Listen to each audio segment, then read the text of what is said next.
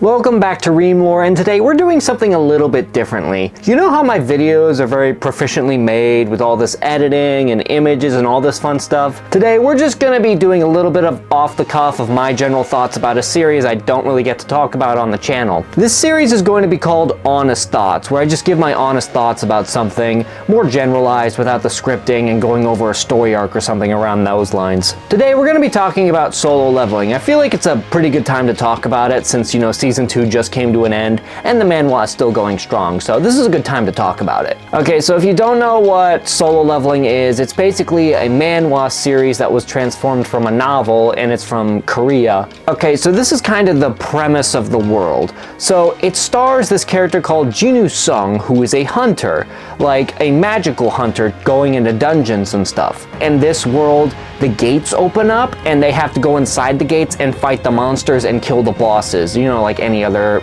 like magical-based RPG kind of game. And if they don't beat the monsters and the boss, they unleash into our world. So it's very important that the hunters, who are like these people who have reawakenings, fight them. Having a reawakening means you basically get superpowers. And there are different ranks to define these stages.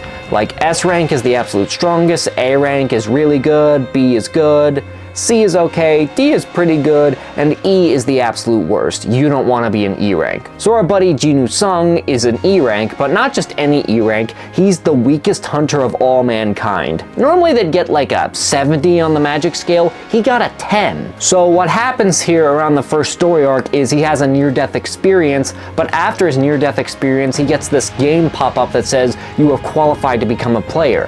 And from here on out it's like a game where he can level up, get rewards, and get stronger. And in this world you can't really get stronger once you get your reawakening. That's why it's called solo leveling, because he spends so often just, you know, solo leveling. Normally you would have a party helping you out, but he goes in there solo. And that's pretty much how the show goes, you know, it's just him fighting bosses over and over again and getting much stronger and gaining new abilities along the way. Some of the other S ranks are notable, like Choi and Bake and Hunter Cha. They're all pretty good characters. There are some villains too, but they're mostly monsters who get killed around the same time they're introduced, like Beru and Tusk and all the Ice Elf and all these other guys. So the manhwa and books were very successful and it became an anime. And this was really strange because I don't know if many of you know this, but Japan and Korea are not on the best terms.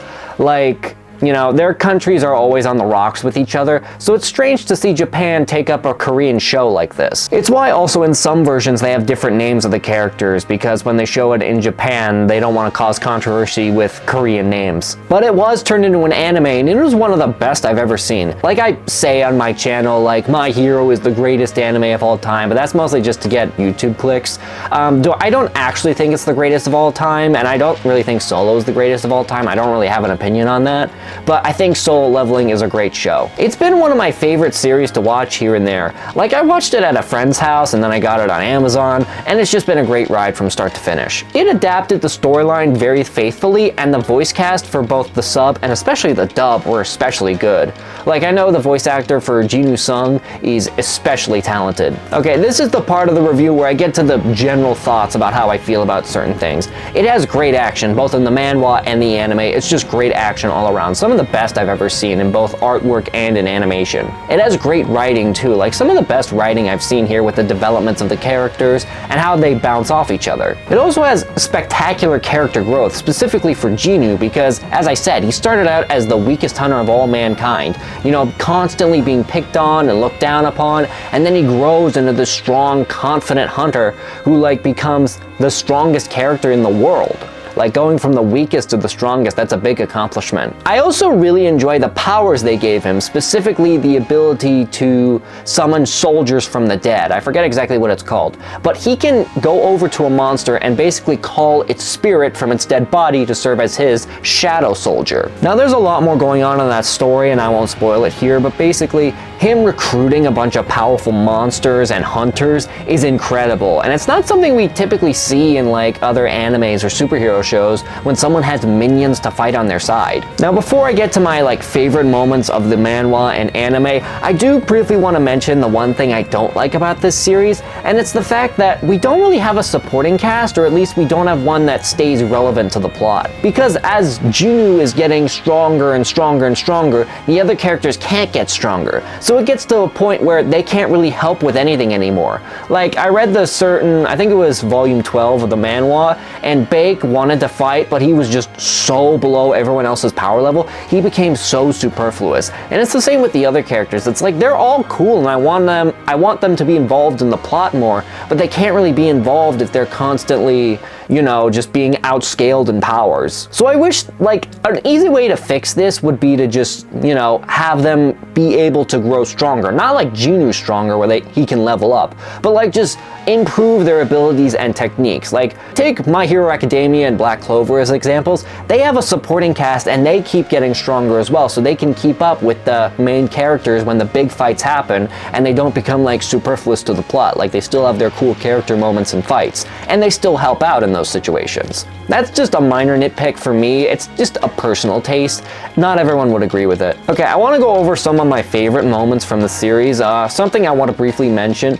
In the beginning, when he nearly dies, he fights these giant stone soldier guys, and basically when he gets like really strong, he goes back to that dungeon to fight those guys again, and he gets newfound confidence, and that, in my opinion, is one of the best scenes in the whole series. Like, I won't spoil it here, but it is a great scene. Another fights are a twofer. The first of all being when Genu gets like a notification saying, hey, kill these C-rank hunters who are trying to kill you or your heart will stop. And it starts a very great sequence in both the manhwa and anime where he just goes full beast mode and just kills them all mercilessly. Like, it is a bit dark, but I kind of like that it went a little bit dark to show that, you know, leveling up and becoming this new warrior isn't all it's cracked up to be. Like, he's losing a bit of his humanity. And pair that up with, like, the next time this, like, it's backed by a very special song. I don't remember the name of it, but it's a very great song that I listened to a few times. And it plays when Beru fights the S-rank hunters in Season 2.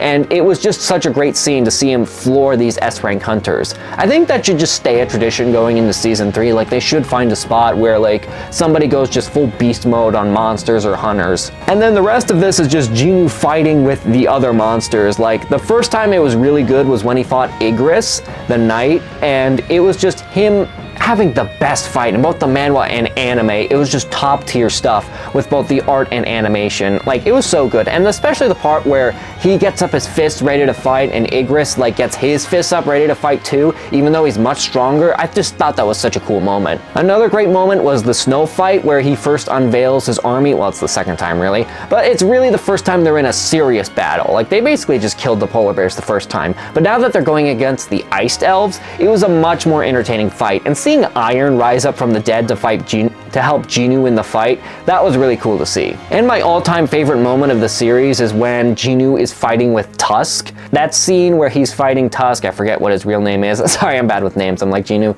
But he's fighting with Tusk and his high orgs, and all his minions are helping him out, and he has Monarch's domain, and there's blasts everywhere, and it's just such a cool moment. And he reveals it to like a big squad of people. Like, he had never revealed his powers to like a big group of people like that.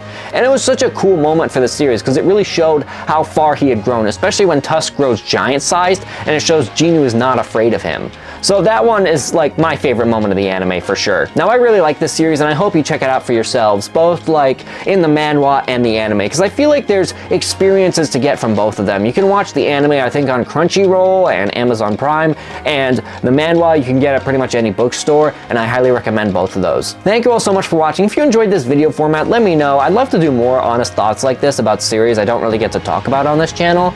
But with all that said, I'm Rocko from Remlore. Consider subscribing and liking if you enjoyed the video, and I'll see you all later.